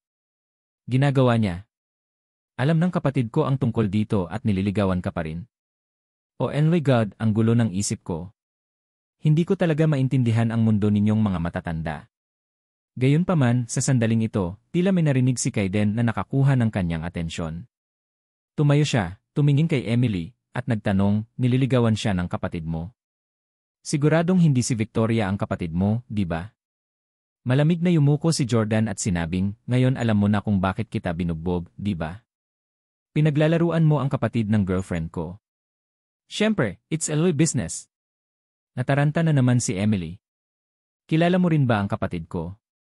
Nataranta si Kaiden at sinisi ang kanyang mga kaibigan sa hindi pagsisiyasat at pagkuha ng malinaw na ideya ng background ni Emily. Naisip niya na dahil lumipas na ang kanyang mga magulang ay wala na itong kahit anong background. Sino ang nakakaalam na si Emily ay may isang kapatid na babae at ang kanyang kapatid na babae ay si Victoria na maraming ginagawa sa kanya. Sa opinyon ni Kaiden, si Victoria ang magiging asawa ni Russell. Kaya nilang kontrolin ang isang pamilya na nagkakahalaga ng bilyon-bilyon. Kaya naman, alam nilang hindi siya sasaktan. Kaya naman, agad na humingi ng tawad si Kaiden kay Emily, Emily, sorry talaga, hindi ko alam na kapatid ka pala ni Victoria. Sobrang close ko si Victoria, at family friend din ako ni Uncle Russell. Pwede bang tanggapin na lang natin na walang nangyari ngayon? Naalala ni Emily na ngayon lang niya hinalikan si Kaiden ay agad siyang nakaramdam ng pagkasuklam. Smack! Sinampal ni Emily si Kaiden sa mukha. Magwala! Alam niyang walang duda na nagsinungaling si Kaiden sa kanya tungkol sa pagkamatay ng kanyang mga magulang. Si Kaiden ay walang anumang benepisyo sa paglalakbay na ito, ngunit nauwi sa pagkakasuntok ni Jordan at sinampal ni Emily. Agad na dinampot ni Kaiden ang kanyang mga damit, pumunta sa banyo para magpalit at saka muling lumabas. Gayunpaman, bago umalis, tumingin siya kay Jordan at sinabing, sana hindi mo sasabihin kay Hailey ang nangyari ngayon. Ngayong buntis na siya sa anak mo, sigurado akong hindi mo hahayaang makaapekto ito sa mood at kalusugan niya, di ba? Tumawa si Jordan at sinabing, Hailey has long been disappointed in you. Kahit na malaman niya, I doubt it will affect anything. Ikaw, Lee. Nadismaya at nanlumo si Kaiden. Ayaw niyang malaman ni Hailey ang tungkol dito. Kung hindi, makikipagtalo na naman siya sa kanya pagbalik niya. Matapos pakasalan ni Hailey si Kaiden, ipinagmamalaki niya ito at pinapanatili ang magandang relasyon sa kanya. Sinabi ni Kaiden, kung hindi mo sasabihin kay Hailey, maaari kong sabihin sa iyo ang isang sikreto. Anong ibig mong sabihin? Tanong ni Jordan. Sabi ni Kaiden tungkol sa anak mo. Hindi pa ba sinabi ni Hailey sa'yo na buntis siya ng kambal? Kambal? Tuwang-tuwa si Jordan sa narinig. Ang posibilidad ng paglilihi ng kambal ay napakababa, at palaging nararamdaman ni Jordan na ang kambal ay regalo mula sa Diyos. Noon pa man ay gusto na niyang magkaroon ng isang pares ng kambal. Tumango si Kaiden at sinabing, maswerte ka na magkaanak ng sabay. Kukunin ko ang pinakamahusay na yaya na mag-aalaga sa kanya. Kunin ito bilang kabayaran para sa araw na ito. Pagkasabi nun ay umalis na si Kaiden. Talagang nabalisa si Jordan. Hindi sinabi sa kanya ni Hailey na buntis siya ng kambal, marahil dahil madalas itong tumanggi na makipagkita sa kanya. Sa isa pang 3 o 4 na buwan, manganganak na si Hailey, at sa panahong iyon, magiging ama na siya. Ilang saglit pa ay nasasabik, lumingon si Jordan kay Emily. Para siyang elder, kinurot niya, Emily, ngayon mo lang siya nakilala. Bakit ka nag-check-in sa isang hotel kasama siya? Grabe yon, alam mo ba? Galit na galit si Emily sa narinig. Anong ibig mong sabihin? Sinasabi mo bang mura ako? Sa tingin mo ba mura ako dahil makakapag-check-in ako sa isang silid ng hotel kasama ang isang taong kilala ko nang wala pang isang araw? Isa akong walang hiyang babae. Umalis ka dito. Sino ka sa tingin mo? Sino ka para turuan ako? Galit na galit si Emily at humagulgol. Buong lakas niyang itinulak si Jordan. Kung hindi lang napaatras si Jordan dahil nakita niya ang mga luha sa mga mata nito, hinding-hindi niya magagawang itulak si Jordan gamit ang maliit nitong katawan. Bang! Bang! Bang! Itinulak si Jordan palabas ng pinto. Emily, hindi iyon ang ibig kong sabihin. Nag-aalala lang ako at nag-aalala na baka madaya ka. Nagpunta ako dito mula sa New York City para makita ka dahil nag-aalala ako para sa iyong kaligtasan. Huwag mo akong talikuran, okay? Emily, magpakabait ka at buksan mo ang pinto para makapasok ako. Naramdaman din ni Jordan na masyado siyang insinuative sa mga salita niya kanina. Sa katunayan, alam ni Jordan na hindi madaling babae si Emily. Dahilan sa pagiging mayayamang Seon na kaibigan ni Kaiden ay nabigo ang lahat na ituloy siya. Hindi banggitin ang isang madaling babae, kahit na ang isang babae na may matibay na prinsipyo ay malamang na mahuli kapag nakilala ang apat na mayamang Seon na iyon. Umalis ka na. Hindi ko kailangan na makialam ka sa mga gawain ko. Kung sino ang kadate ko ay negosyo ko. Kahit si Victoria ay hindi ako makontrol. Malakas na sabi ni Emily sa kwarto. Gayunpaman, sa sandaling iyon, bigla siyang nakarinig ng putok ng baril na nagmumula sa labas ng silid. Bang, nang marinig ni Emily ang putok ng baril, natakot siya kaya nanlambot ang kanyang mga paa. Si Jordan, na nakatayo sa labas ng pinto, ay nagulat din dahil alam niya kung gaano kadelikado ang mga baril. Hindi nakakagulat na ang mga ordinaryong mamamayan ay may dalang baril.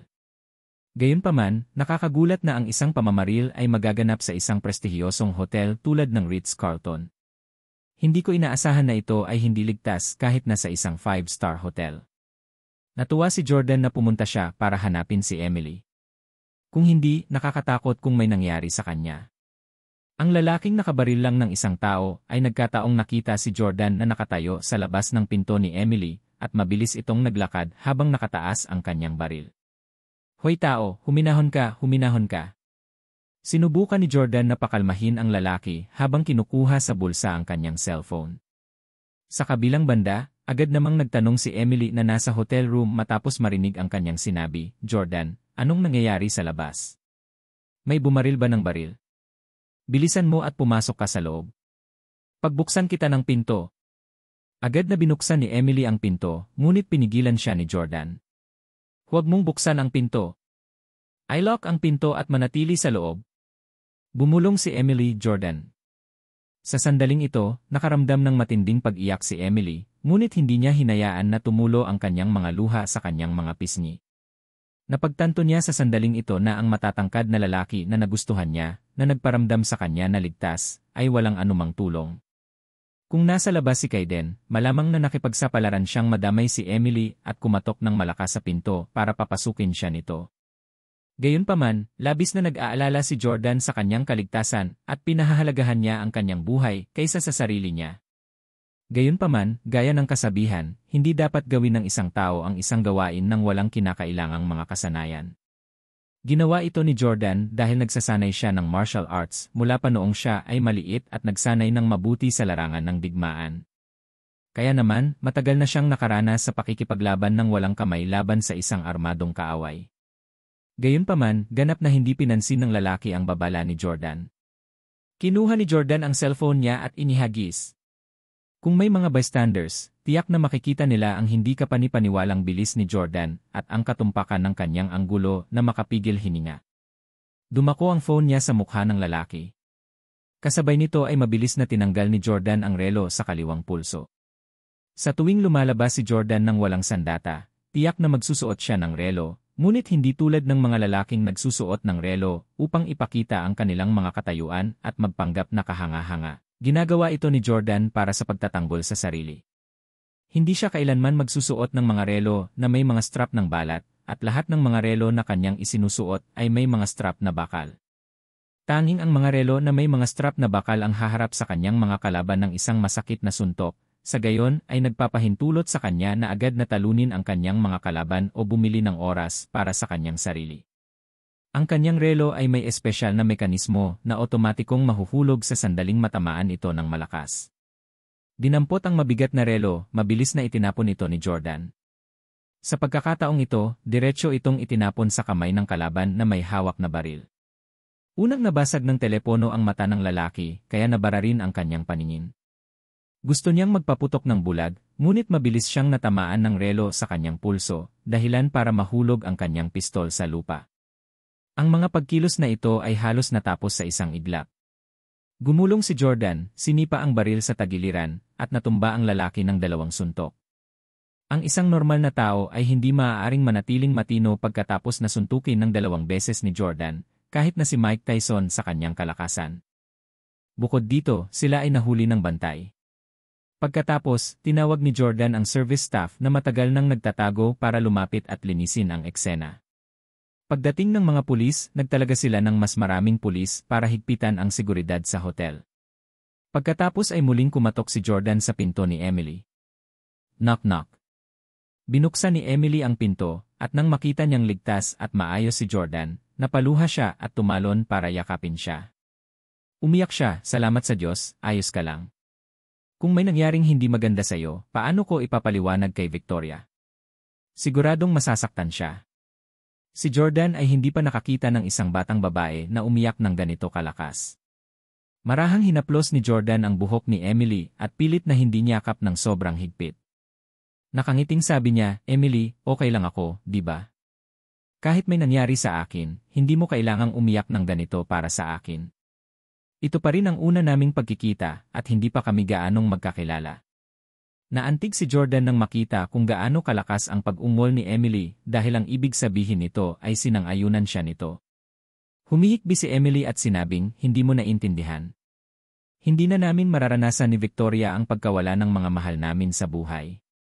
Ang aming ama ay pinatay noong siya ay nasa ibang bansa. Ganun ba?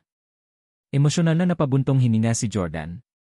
Alam niyang namatay na ang ama ni na Victoria at Emily sa ibang bansa noong bata pa sila. Gayunpaman, hindi niya alam na siya ay pinatay. Nahanap na ba ang mamamatay tao? Nag-aalalang tanong ni Jordan. Umiling si Emily at sinabing, hindi ako sigurado sa bagay na ito, ngunit matagal nang hinahanap ng kapatid ko ang pumatay. Pero parang hindi pa siya sumusuko. Tumango si Jordan at sinabing, huwag kang mag-alala, marami akong kaibigan sa ibang bansa. Talagang tutulungan ko kayong mahanap ang mamamatay tao. Okay. Tumango si Emily. Pagkatapos, hinila ni Emily si Jordan sa silid at pinaupo. Pagkatapos ay sinabi niya sa kanya ng maayos, Jordan, hindi ako ang uri ng babae na basta-basta mag-check-in sa isang silid ng hotel kasama ang isang tao pagkatapos lang na makilala sila sa loob ng isang araw. Hindi ko alam kung paano nalaman ni Kaiden ang buhay ko, at sinadya niyang sabihin sa akin na pumasa na ang kanyang mga magulang at saka nagkataon na nagkita sila sa akin sa mall. Ginamit pa niya ang kaparehong pangalan Moing. Anyway, maraming nagkataon, and they made me feel that he and I are fated to meet each other. Kaya ako Marahang hinaplos ni Jordan ang buhok ni Emily at sinabing, Emily, alam kong mabait kang babae. Maingat na ginawa ni Kaiden ang planong ito para akitin at linlangin ka. Bago yon, nakilala ka na ng ilan sa kanyang mga kaibigan, at lahat sila ay nakakuha ng malinaw na pag-unawa sa iyong buhay at sa iyong mga kagustuhan. Biglang natauhan si Emily at sinabing, hindi katakataka na alam niya kung ano ang gusto kong kainin. Malisyoso talaga itong grupo ng mga hamak na ito. Sinabi ni Jordan, huwag kang mag-alala, tuturuan ko ang 4 na lalaki na yon ng magandang aral sa pagbalik ko. Salamat, mahal kong bayaw. Well, natatakot ako na baka may mangyari pa sa gabi. Bakit hindi ka dito manatili ngayong gabi sa halip na umalis? Nahihiyang sabi ni Emily. Hindi ito ang unang pagkakataon na natulog si Jordan sa lupa. Noong nagbakasyon siya kasama si Hailey noon, palagi siyang natutulog sa lupa sa silid ng hotel. Okay, sa sahig ako matutulog, sabi ni Jordan. Sa gulat niya, hinawakan ni Emily ang kamay niya at hinila siya sa kama. Sabi niya, para saan? Magdamag lang tayong mag-chat o maglaro. Naglalaro ka ba ng PUBG? Oh my world! Yuhi! Naisip ni Jordan, hindi ba ang My World ay isang laro para sa mga bata? Humalakhak si Jordan at sinabing, huwag tayong maglaro. May gusto akong itanong sa'yo. Sige po. Sometime from now, balak kong mag-propose sa ate mo. Nasabi na ba niya sa'yo kung ano ang pangarap niyang proposal? Sa ilang isla ba ito o sa bahay? Bukod sa singsing at bulaklak, ano pa ba ang kailangan kong ihanda? Nagbabalak si Jordan na mag-propose kay Victoria. Bagamat matagal na silang hindi nagsasama, totoo at matatag ang kanilang nararamdaman para sa isa't isa. Matapos ang napakaraming karanasan sa kanya, natukoy na ni Jordan na si Victoria ay isang babae na makakasama niya sa natitirang bahagi ng kanyang buhay.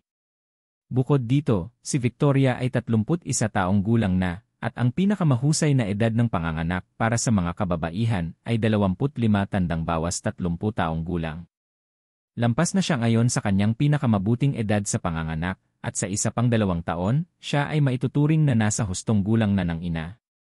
Ang mga umaasang ina na may advanced na edad sa ina ay nasa mas mataas na panganib na makaharap sa mga malformation ng pangsanggol at mas mataas na saklaw ng mga genetic na sakit.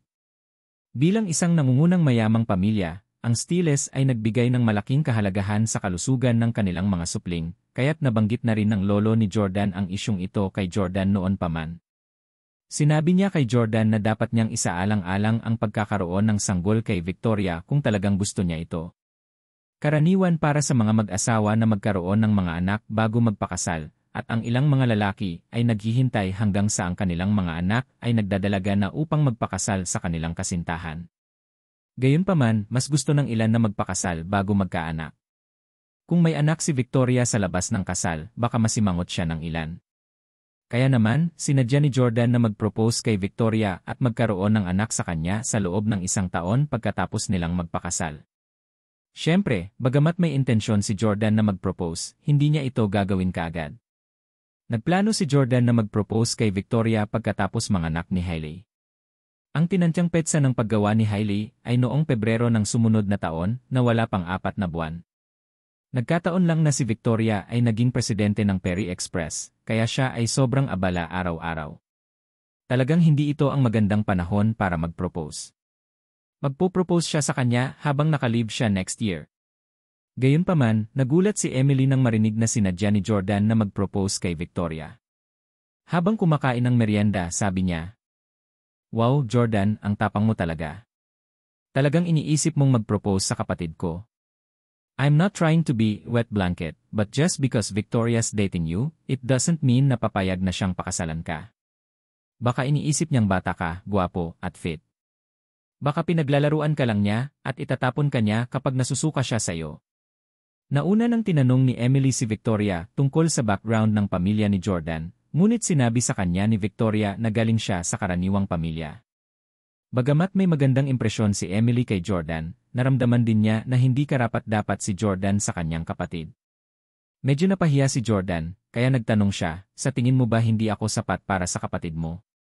Walang alinlangang tumango si Emily at sinabing, si Victoria ang presidente ng isang kumpanyang bilyon ang halaga, kaya medyo hindi ka karapat-dapat. Bakit hindi mo subukang ligawan ako? Flight attendant lang ako at hindi naman kami ganoon kalayo sa status. Magkasing edad lang din tayo, haha. Hindi nakaimik si Jordan. Medyo nakaramdam ng awkward si Jordan. Ang babaeng ito ay patuloy na sinusubukang ligawan ako. Sinusubukan ba niyang tulungan si Victoria na subukan ako? Ang mga lalaking nagtatanim ng masamang intensyon ay maaaring talagang manloko kapag nakaharap nila ang napakagandang babae na nagkukusa na manligaw. Sabi ni Jordan, "Anyway, wag mo na lang pakialaman kung tatanggihan ako ng ate mo o hindi. Sabihin mo lang kung anong klaseng proposal ang gusto niya." Dahil surprise daw ang marriage proposal, hindi maitanong ni Jordan kay Victoria kung anong klaseng proposal ang nagustuhan niya dahil masisira ang element of surprise. Magtataka siya, "Huh? Bakit niya ako tinatanong ng ganito? May balak ba siyang ligawan ako?" Habang nagmimerienda, pinag-isipan ito ni Emily at pagkatapos ay sinabi na niya sa akin na kung magpo-propose sa kanya ang taong gusto niya, ayaw niyang nasa pampublikong lugar ito o sa isang lugar na masyadong maingay. Mabuti kung makapag-charter ka ng isla. Kung kayong dalawa lang, hindi naman magiging awkward para sa inyo kung tatanggihan ka niya. Haha. Hindi nakaimik si Jordan. Ayan na naman siya. Si Jordan ay may lubos na pagtitiwala sa kanyang sarili, at alam niyang mahal na mahal siya ni Victoria.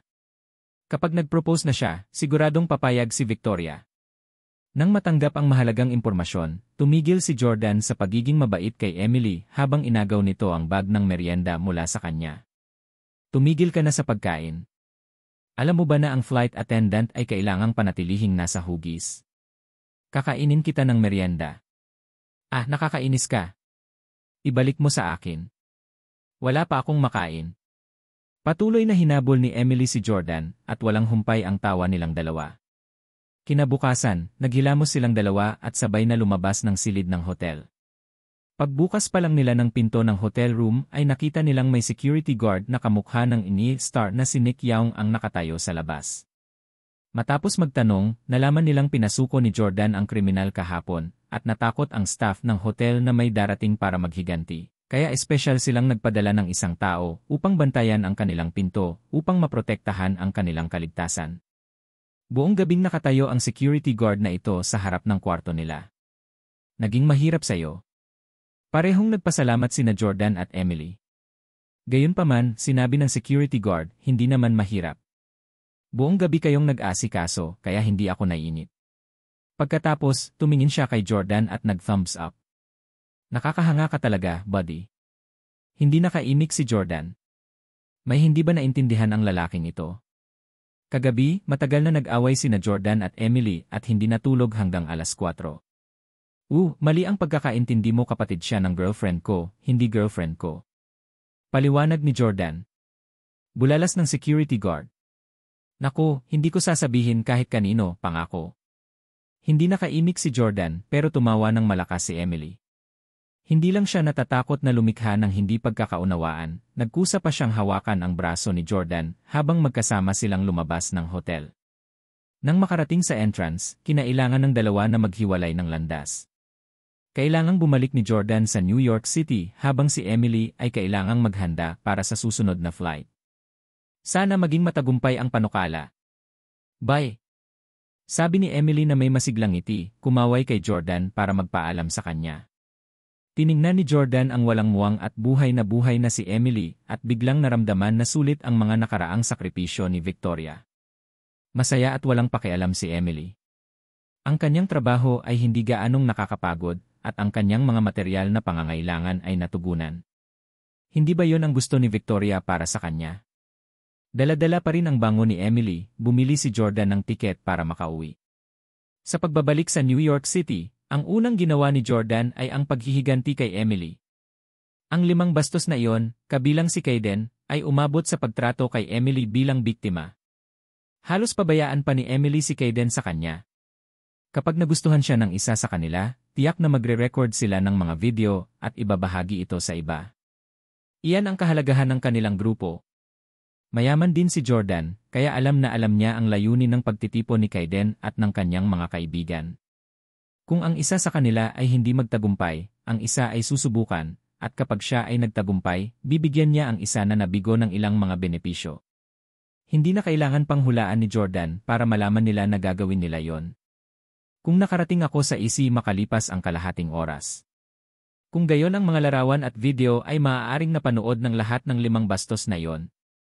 Naikuyom ni Jordan ang kanyang kamao sa sobrang inis dahil nakita niya si Emily bilang kanyang hipag. Siya ang kapatid na babae na palaging pinoprotektahan ni Victoria at naging may bahay ng iba. Hinding-hindi papayag si Jordan na saktan siya ng sinuman. Sa nakalipas na dekada o higit pa, pinoprotektahan ni Victoria si Emily. Mula ngayon, trabaho na ni Jordan na gawin ito. Personal na nagmaneho si Pablo sa airport para sunduin si Jordan. Pagkapasok sa loob ng sasakyan, tinanong ni Jordan, "Kumusta ang gawaing ibinigay ko sa'yo?" Nang bumili siya ng tiket sa paglipad pabalik sa EC, binigyan ni Jordan si Pablo ng gawain. Iyon ay, upang malaman ang mga detalye ng 4 na iba pang mga tao na tumambay kay Kayden. Binigyan na ni Jordan ng matinding palo si Kayden. Sa hinaharap, si Kayden at ang Breezy Express ng kanyang pamilya ay mauwi sa isang kalunos-lunos na estado. Kaya naman, maaaring iwanan siya ni Jordan na mag-isa pansamantala. Gayunpaman, kailangang turuan ni Jordan ang kanyang mga kaibigan ng isang mahirap na aralin. Kinailangan niyang harapin ang mga ito ng malupit para hindi na sila maglakas loob na manghaharas muli ng mga babae.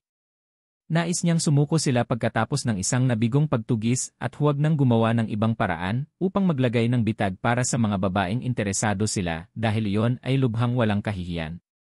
Iniabot ni Pablo ang isang dokumento kay Jordan at sinabing, "Mr. Jordan, ang pagkakakilanlan ng 4 na taong iyon, lahat sila ay nakilala, at may mga taong sumusunod at nag-ingat sa bawat isa sa kanila." Mula nang sundan ni Pablo si Jordan sa New York City, dahan-dahan na rin niyang tinipon ang kanyang mga tauhan at dinala rito. Ngayon, mayroon na siyang mahigit 100 mga kampon sa New York City. Kaya nilang hawakan ang mga gawain tulad ng pakikipaglaban at paghabol sa isang tao nang walang anumang issue. Kinuha ni Jordan ang dokumento at binuksan ito para tingnan. Kane Gale, Nate Harmon, Sean Clayton, at Ray Harris. Ang apat sa kanila ay mga anak ng mga may-ari ng bangko at mga real estate magnate. Nagkaroon sila ng kahangahangang katayuan at hindi dapat pabayaan. Sinabi ni Pablo, ang 5 taong ito, na kilala bilang ang 5 nangungunang saon ng New York City, ay talagang mayabang, kasuklam-suklam, at malupit sa lungsod. Kilala sila ng lahat sa mga pangunahing nightclub.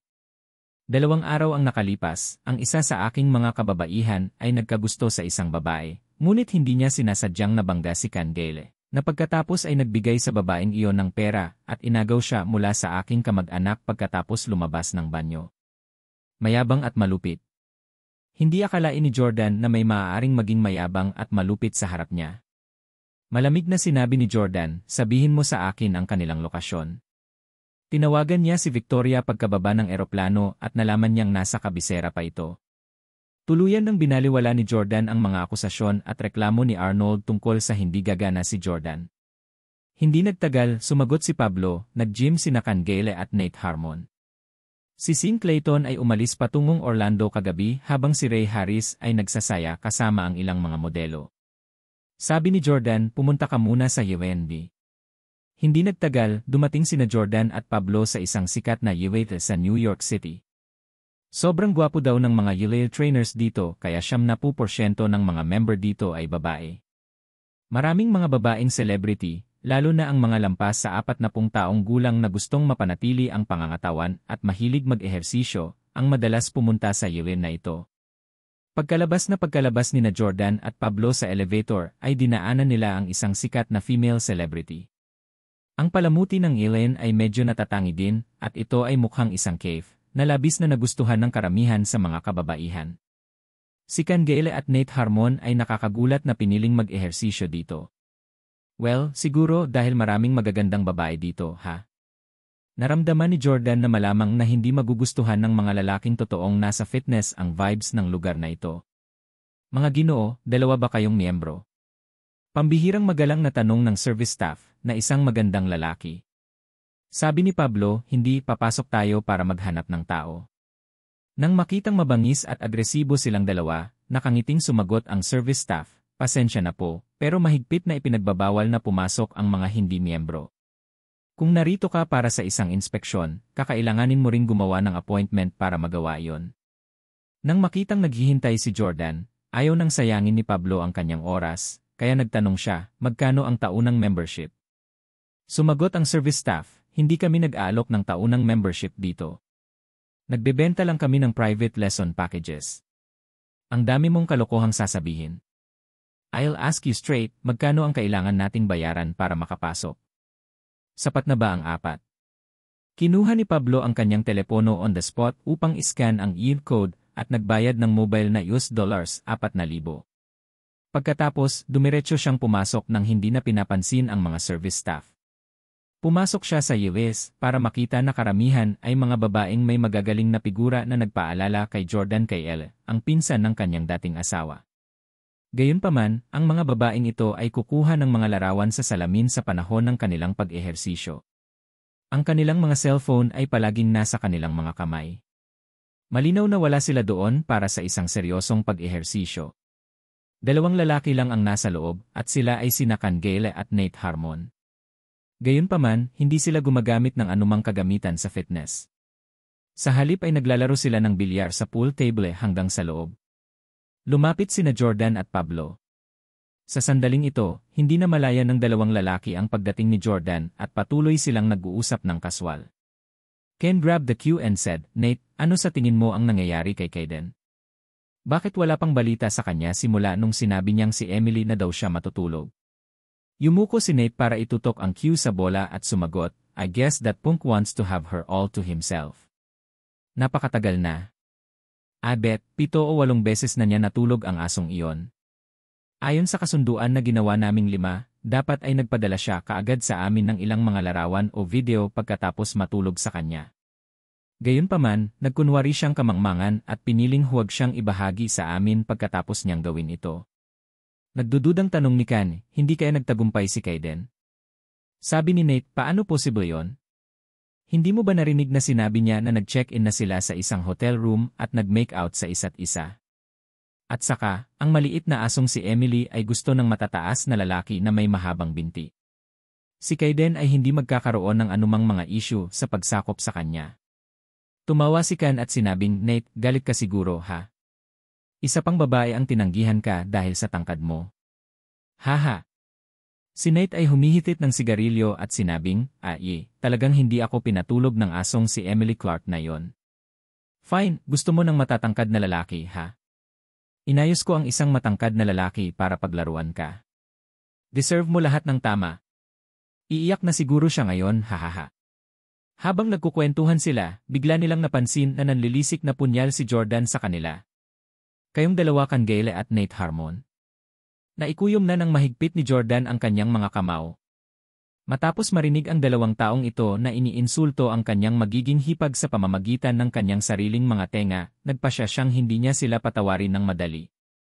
Malungkot na tanong ni Kane, sino ka? Napatingin si Jordan sa kanilang dalawa. Kahit na madalas silang pumunta sa Yellen, ang kanilang mga figure ay katamtaman at hindi sila matipuno. Madali silang mapatumba ni Jordan. Sino sa inyo ang humawak sa kamay ni Emily? Alam ni Jordan na ang ilan ay hindi nagawang makuha ang puso ni Emily sa apat na taong ito habang ang ilan ay nakipag-chat sa kanya. Ang isa sa kanila ay nakahawak pa sa kamay niya kanina. Nais niyang parusahan silang apat ayon sa pag-unlad ng bawat isa sa kanila. Huminga ng sigarilyo si Nate at tumawa. Alam mo pa ang tungkol kay Emily Clark. Medyo pamilyar ka. Kaibigan ka ni Kaiden, di ba? Nakita rin ni Kan na medyo pamilyar ang itsura ni Jordan, kaya naisip niyang malapit na kaibigan ito ni Kaiden. Lumapit siya at tinapik ng likod ng kamay ang dibdib ni Jordan. Uy, nakabalik na ba si Kaiden? Nakasama mo ba siya sa Yesi? Ipinakita na ba niya sa iyo ang hubad ni Emily Clark? Agad na nagalit si Jordan, nasanay na si Kan sa pagiging mayabang at walang galang sa lahat, kaya hindi niya napansin ang galit na ekspresyon ni Jordan. Nakangiti pa rin, sabi niya, buddy, dapat magpasalamat ka sa akin dahil nakita mo si Emily Clark. Ako ang nagpasimula ng planong ito. Noon, nakita ko si Emily sa isang flight, at doon ko napagpasyahan na ilista siya bilang isa sa aming mga target ng pagtubis. Todo ang puri at kampante si Kan nang sampalin siya ni Jordan. Smack! Tumingala si Jordan kay Kan at pinarusahan, ikaw na hamak. Kung hindi mo makuha ang puso ng isang babae, nangangahulugan lang na wala kang kakayahan. Kahit na may ibang tao na makuha ang puso niya at padalhan ka ng larawan nito, hindi mo pa rin maitatanggi ang katotohanan na isa kang walang kwenta. Dahil sa biglaang sampal ay parehong natulala sina Kan at Nate. Kanina lang akala nila kaibigan ni Kaiden si Jordan at isa sa kanila.